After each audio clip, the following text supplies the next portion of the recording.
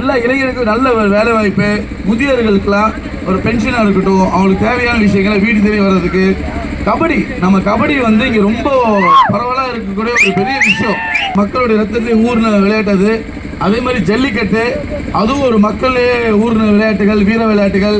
இது எல்லாத்துக்கும் நம்ம வந்து ஸ்டேடியம் மாதிரி பண்ணி, கிரவுண்டெலாம் பண்ணி, நல்ல ஒரு வேலை வாய்ப்பெலாம் கொடுத்து அனைவருக்கும். அதே மாதிரி ராம்நாத் டிஸ்ட்ரிக்டில் 4 கோடி செலவில் ஒரு ஹெல்த் சென்டர் மாதிரி பண்ணியிருக்காங்க. அது ஒரு நல்ல ஒரு சின்ன ஹாஸ்பிட்டலாகவே இருக்கும்.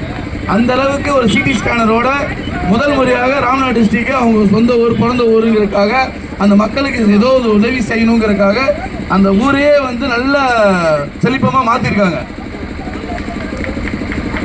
அதனால நான் வேண்டிக் கொள்வது என்னன்னா, இந்த மாதிரி நல்ல கேண்டிடேட்டை நீங்கள் விடாதீங்க. இந்த மாதிரி எங்கள் அம்மா உங்களுக்கு கிடைச்சது வந்து ஒரு மாபெரும் பொக்கிஷம். குடும்பத்தில் வந்து இருக்கிற வேலையெல்லாம் விட்டுட்டு வீட்டில் நிம்மதியாக வாழ்கிறத விட்டுட்டு உங்களுக்காக வந்து தெருவாக உங்கள் கஷ்டத்தில் பங்கெடுத்து நாளைக்கு வந்து ஒரு மாபெரும் வெற்றி, சாதாரண வெற்றியாக இருக்கக்கூடாது, மிகப்பெரிய வெற்றியாக இருக்கணும்.